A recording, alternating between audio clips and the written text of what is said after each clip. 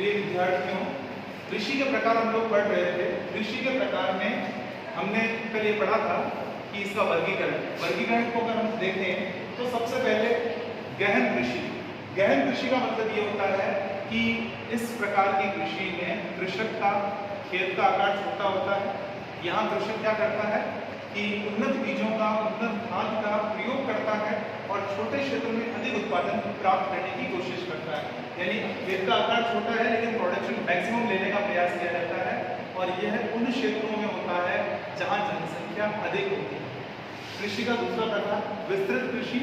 इसमें खेत का आकार बड़ा होता है और यहाँ कृषक के पास बहुत बड़ी जमीन होती है, इसीलिए वो कृषि में यंत्रों का प्रयोग करता है।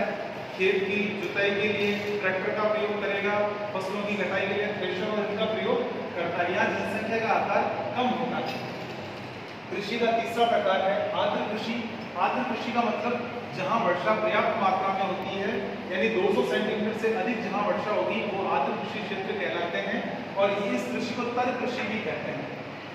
और इसके बाद में नेक्स्ट जो कृषि है सिंचित कृषि, यानी नाम से क्लियर है कि इस कृषि में सिंचाई की आवश्यकता होती है क्योंकि वर्षा 50 से 100 सेंटीमीटर के बीच में होती है, इसलिए कृषक यहाँ सिंचाई फसलों के प्रोडक्शन के लिए सिंचाई का उपयोग करता है। और इसके बाद अगली कृषि है शुष्क कृषि।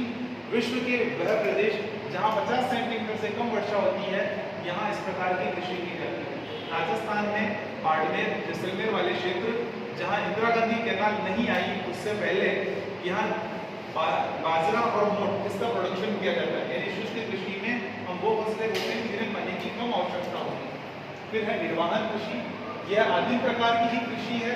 इसमें इसका मुख्य उद्देश्य जनता का भरण पोषण करना होता है और यंत्रों का कम प्रयोग किया जाता है। व्यापारिक कृषि। व्यापारिक कृषि जैसा कि नाम से क्लियर है कि व्यापार करना मुख्य उद्देश्य है। इसका मुख्य उद्देश्य स्वयं उपभोग ना करके, यानी जो कृषक होता है, जो प्रोडक्शन करता है वो खुद उसका उपयोग नहीं करता है, उसका निर्यात करता है और अधिक से अधिक बेनिफिट लेने का प्रयास करता है। और इसमें अन्न उत्पादन और पशुपालन एक साथ मतलब अलग अलग किया जाता है। इसके बाद अगली है आदिम और निर्वाहन कृषि। स्थानांतरित झूमी कृषि इसके अन्य नाम है। इसमें कृषक किसी क्षेत्र में जाता है और उसको जंगल को जला देता है और जंगल जला के वहाँ पे खेती करता है। ये मुख्य रूप से जो आदिवासी लोग हैं उनके द्वारा की जाती है। इसके विभिन्न देशों में अलग अलग नाम है।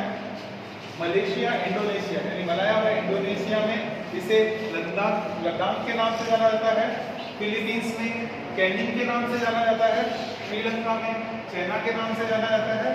रोडेशिया में मिल्पा के नाम से जाना जाता है और सूडान में न्यांगसू के नाम से जाना जाता है और पूर्वोत्तर भारत में झूमी कृषि के नाम से जाना जाता है। और ट्रक फार्मिंग का मतलब ये होता है कि वह क्षेत्र जहाँ सब्जियों का उत्पादन होता है, ट्रकों के माध्यम से सब्जियों को बाजार तक लाने का जो कार्य किया जाता है उसे ट्रक फार्मिंग कहते हैं।